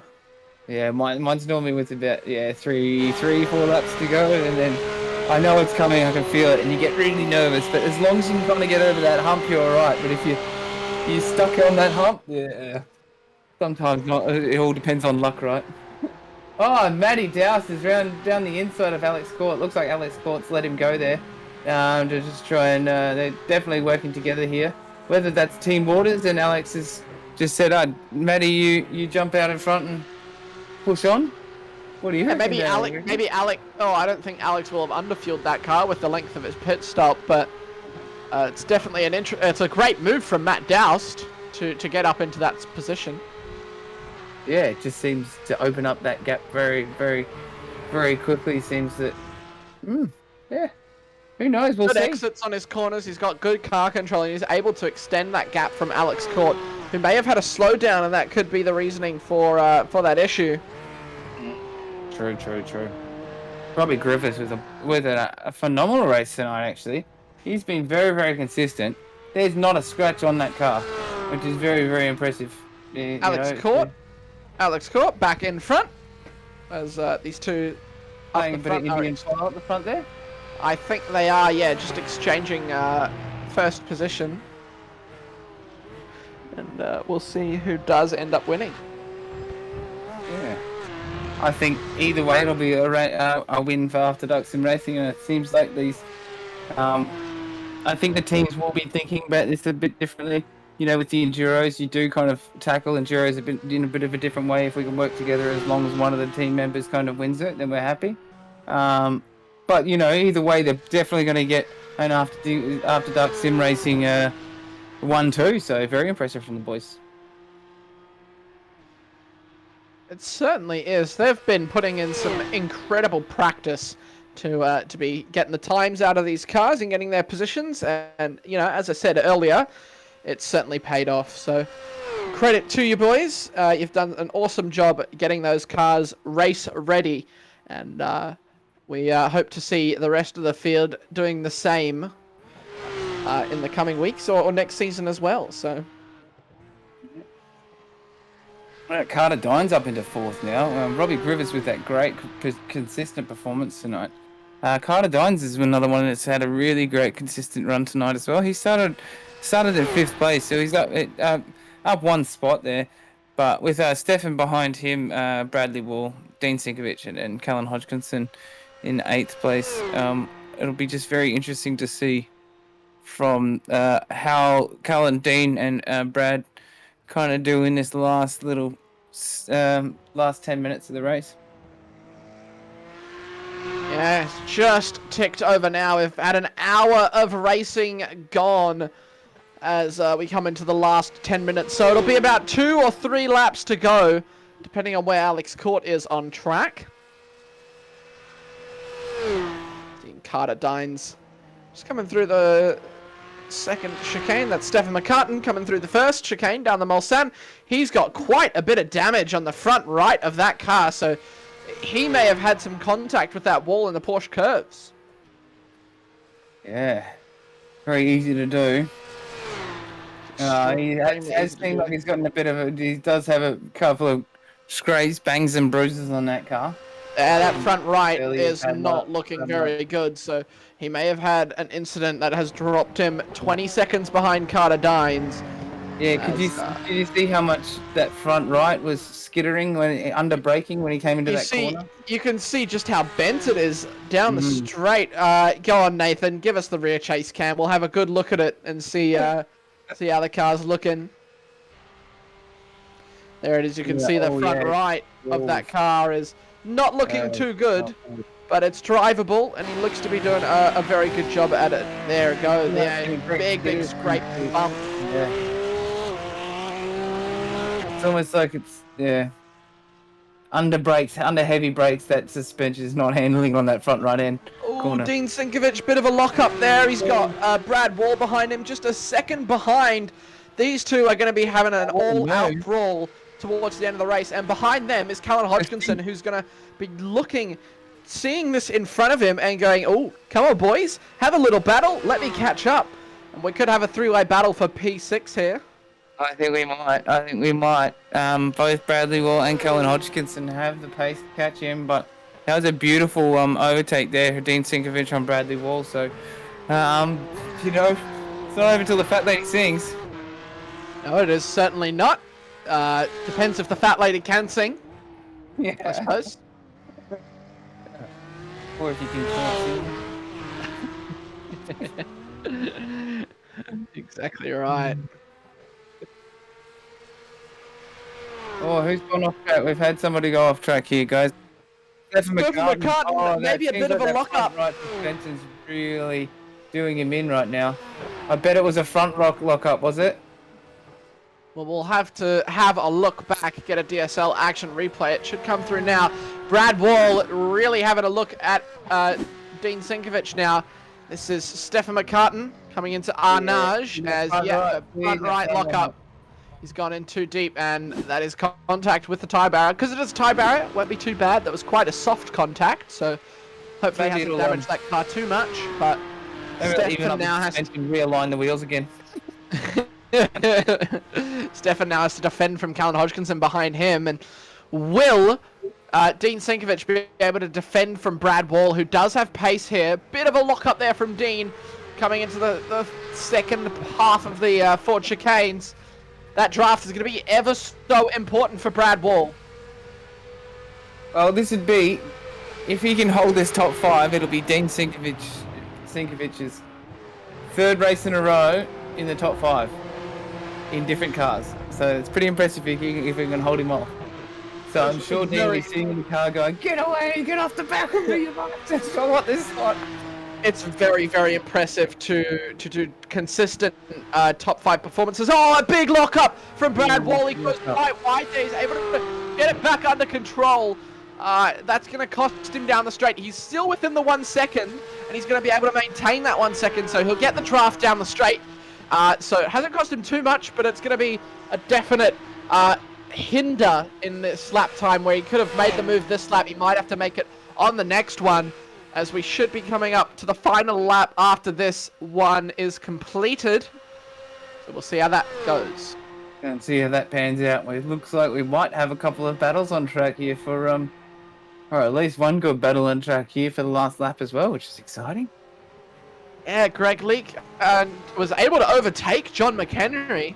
I don't know if we can get a replay of that move and see how that goes. Thank you to DSL Welding Services for that move. Oh, it was just a lock-up from John as he took to the escape road. He had a bit of a slow down as well. We come back live now. Brad Wall still chasing Dean Sinkovich.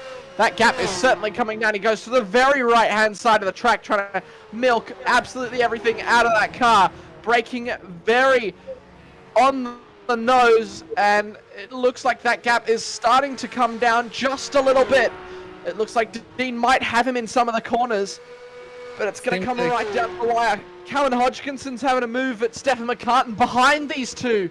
So we'll see if Callan Hodgkinson can make that move. It looks like he can on the timing screen. They're side by side. You can see Stefan kind of struggling to keep that car straight because of the damage that he's got. It looks like the front left's quite all right. That front right looks to be real. Definitely pulling off to one side. Oh, he's just had a move there. Bradley Wall's just overtaken Dean Sinkovich there. I think Dean Sinkovich might have had a bit of a unfortunate incident there. Yeah, front right lock up, bit wide. Oh, and he had to slow down. That's all it takes. That's all it takes is a little lapse in concentration, and after an hour and 5 minutes of racing, even more than that, it's about an hour and a half, and if you include the practice, almost 2 hours in the seat. As Dean's going to go for a move up the inside. He got a little lock up, but it may have benefited him. Brad is going to be side by side. He's going to try and cut him off. Dean brakes a little earlier, tries to get the better run through the corner. This is going to come right down to the wire on the final lap. I would like to apologize as well. I knocked something on my headset and I turned off my headset, so my apologies for that one. I'm back with us now, of course. Oh, and he's done it again, guys. We've got on the back of it. I'm not sure what's happened to Deno, but he was in the midst of it. So we've got these two having a bit of a battle, but it seems like Brad Wall got a better exit on the through the Porsche curves there. So we'll see Brad Wall get a bit of a better exit through the Porsche curves and down to the Ford chicane, guys. Down to this last little chicane on this last lap. See this little bit of a battle. See if Dean Sinkovich can get him back, or can he not? Can he bridge this gap through the Ford chicanes? Oh no! Here we go. Deno's back. Well, was that tactical from Dean to maybe steal the draft from Brad on the final lap and be able to make that move? It looks like he's run a little bit deep into the Ford chicanes. He gets a good line through the corner. Is the exit as good? It looks like it is. He's 8 tenths behind. If he can keep this onto the Mulsanne straight, he should be able to overtake Brad into Mulsanne corner. We will have to wait and see. Matt Doust and Alex Gorda having a battle up the front. This is going to be the final lap on track. Can Dean Sinkovich get in front of Brad Wall? He's going to keep that 8 tenths. That gap's going to start to come down. This is Matt Doust and Alex Court. They're going absolutely all out on track. Matt Doust is going to be behind. They're going to come onto the run. This is the run into Mulsanne. He's going to cut to the inside, Matty Doust. They're going to be right alongside each other. Matt Doust just gets in front. He should have the line on the inside of the corner. Alex Court's going to brake very, very late. They're going to be side by side. Matt Doust just gets the better exit. Lovely, lovely move from him. But Alex Court's still going to have the draft down the straight into Indianapolis. This is going to come right down to the wire. It's going to be a matter of who can navigate those Porsche curves better than the other driver. Yeah.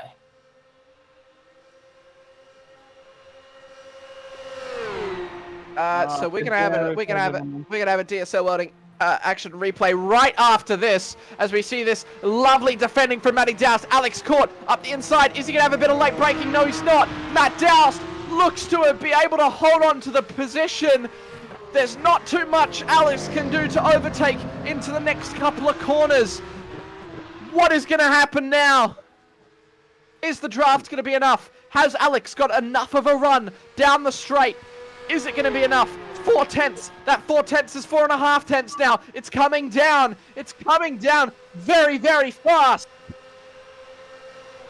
Be interesting to see whether Alex is really pushing or he's gonna try and push past and try and take this minute, this win at the last minute against his teammate. It seems Alex might be giving him the benefit of the doubt here. I think Alex is just a little bit too far away to make any moves, and provided Matt Dowse keeps it stable through there, he does. Oh, a little bit loose. He's able to catch it. Unfortunately, I don't think it'll be enough for Alex Court to catch him. We'll come through the Ford chicanes for the final time here at Le Mans. We come to the checkered flag. Alex Court is just unable to get in front of Matt Dowse. Yes, they are. Matt Dowse is the win. Matty's giving Alex the win for the championship points, I'm sure. Wow. Championship team orders right there. A lovely race from these two. They battled very, very hard. A couple of mistakes. What an absolute run from Robbie. Robbie Griffiths taking home P3. A great drive from him. Sort of found himself in no man's land, but drove it home nice and clean. We'll get a replay now of Dean Sinkovic's incident, if we can. Thank you to DSL Learning Services. That was the overtake. He came off, came back on, yeah.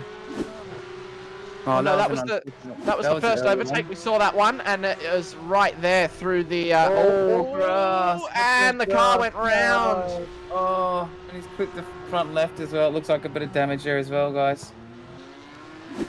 Oh, that's unfortunate. He had such a great race. Yeah, on the last lap too. I think Matt Dowse is celebrating that more as a win. I'm sure he would have loved to take that one, especially given the positions of the boys behind. But I think triple points on offer here, so it was a no-brainer to give Alex the win to catch up in that championship. I'll grab the boys now. So we'll get Alex Scott, we'll get Matt Dowse, and Garippo, and we'll get Count in as our 12 position. The day, mate, definitely, Callan.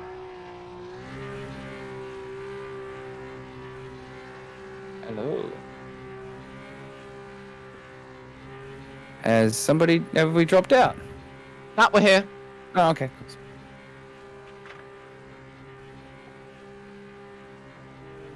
Just bear with us a second, we'll just bring people in.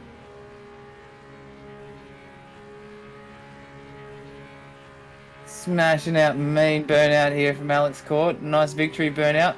Oh, look at that. Just line locking that bastard straight down the middle. That is a very nice, clean, straight burnout. Look at that. Smoke him up, buddy.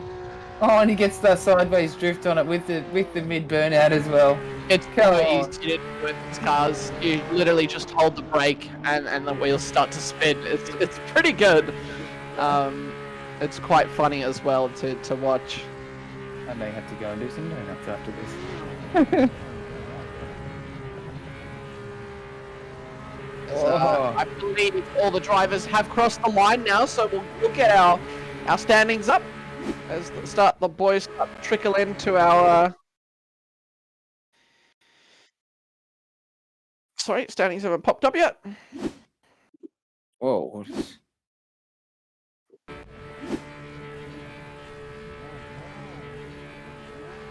Callan Hodgkinson, what a drive from Callan. He's up from 18th to 6th. Absolutely crazy. Oh, do a burn up for the boys. I will grab. Let's grab Callan in first, actually. Our driver of the day. Callan, driver of the day tonight, mate. Are you with us? Callan. Hang on, I'll drag him out. I'll bring him back in. We'll go to Alex Scott, Matt Dowse. These two battled all the way through the race. Toddy, take it away.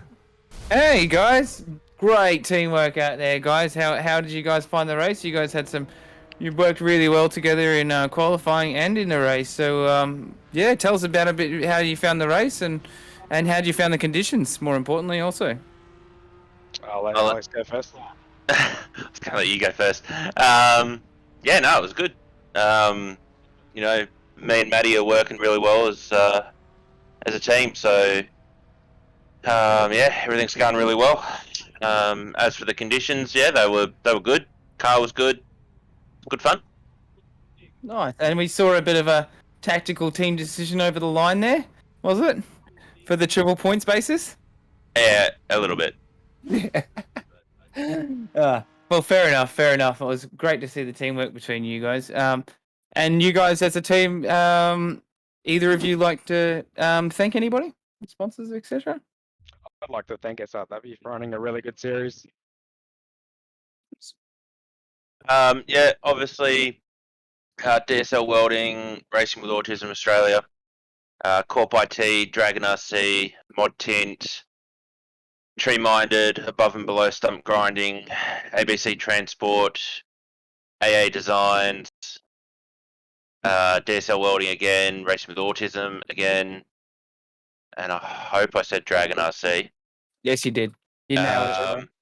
Triple Eight Engineering for letting me work on the Gen 3 car today. Whoa, wicked. Obviously, thanks to Maddie. Awesome pace today, buddy. Thank you. Thanks to Scotty for crew chiefing for me. Also, shout out to Dan for crew chiefing for Maddie. As always, shout out to Gary Bradshaw in New Zealand for tuning in every week. And all the boys behind the scenes at SRW. Hopefully I didn't forget anyone. Sounds like you nailed it. I'll bring in Robbie Griffiths. Robbie, How's it going, boys? found yourself in a mate. bit of no man's land tonight. Oh, After that bit of chaos of the opening laps, you kind of just drove a clean race home, eh? yeah, pretty much, mate. I like the track. I just wasn't quite as on pace with the two boys up the front, but all I could do was keep it in there. Thought I was going to have a really good battle with Tyson there for a while, and then he went blink, blink, and disappeared, which was a bit of a pity. I think like 14 positions at the time as well. I think that was more down to the draft that Matt and Alex had together. It was absolutely overpowered as anything. Oh, it's unreal. Did you have any complications or anything, or was it just head down, drive it home, have a little cruise? No, we actually lost and broke away from the boys at the front when Kyle, I think, got a slowdown, but he sort of braked out of on the first straight, and I think we all lost a fair bit of time avoiding it, but it was a bit unfortunate. But anyway, they were just too fast for me. I was managing to do low 03s, and those guys in practice and quali were doing 401s, so yeah, pretty fast, the boys. Crazy, but Well, anyone you want to thank tonight? Yeah, mate. As usual, the usual fishy motorsports group and their sponsors: West End Motor Group, DC Shades, Black Wolf Graphics, Precision Sim Training, of course, and jump on and get some training from JT. He's fantastic. Certainly helped us boys out, and Relax Marine and Game Fishing are the sponsors, and of course SRW TV for putting on the broadcast yourselves, and the SRW League, which has been really good. Thank you very much for that one. I'll bring in Mr. Callan Hodgkinson if he has a mic. Callan, have you got your mic working, mate? Do, mate. Awesome. So you are our driver of the day tonight. How many positions was he up, boys? he was up 12 spots, up from 18th 11. to 6th. Oh, wow. What a drive, Callan. mate. Talk us Right, mate. through it. So, yeah, no, I had a good race. Started from the back, but game kept out of trouble. The car felt good. I had to pit early, so I only had 40 litres of fuel. So I was in 5th, and then I sort of went back a bit, but the car just kept getting better and better. And yeah, the times kept coming down. I ended up in the low 403, so I was happy with that. And yeah, I had a good night. The car felt good. So can't complain. It was awesome. Sweet as. Well, anyone you want to thank this evening to your drive, I suppose? Yeah, Crisscross, the sponsor, Smoke Studio. Yeah, and all the other boys that I race with. They did a good job. Thanks to you guys for the broadcast and SRW for holding the league. Yeah. Alrighty, well, I think that'll bring us to the end. Toddy, take us out, mate. Awesome. Well, thank you so much, everybody, for coming for the Porsches tonight for our enduro round. It was an amazing race at Le Mans. So, yeah, make sure you hit that notification bell. Make sure you subscribe on YouTube. Make sure you hit all the likes on Facebook. Go and find us out. Make sure you come and join us for all our different races also. We have Thursday nights, we have Porsche Cups, we have alternating F3s and radical SR8s on Tuesday nights. On Saturday nights, we have Saturday Night Mayhem, which is what it sounds like. It's mayhem, crash them up, bash them up, wreckfest on iRacing, basically. And then on Sunday, we have the V8 Supercars, we have Super 1s and Super 2s also. They all start at 8 p.m. 8:30 p.m. AEDT time, so Australian Eastern Daily Time. That'll be the best way to get us. And make sure you hit that notification bell, so then you can keep up to date with all our races and keep up to date with the championship and all the action that's going on. So, from the team at SRW TV, also big shout out and thank you to DSL Welding Services and Dragon RC for your sponsorship and support in our series and with SRW TV also. So much love, legends, and we shall see you soon. Good night, guys.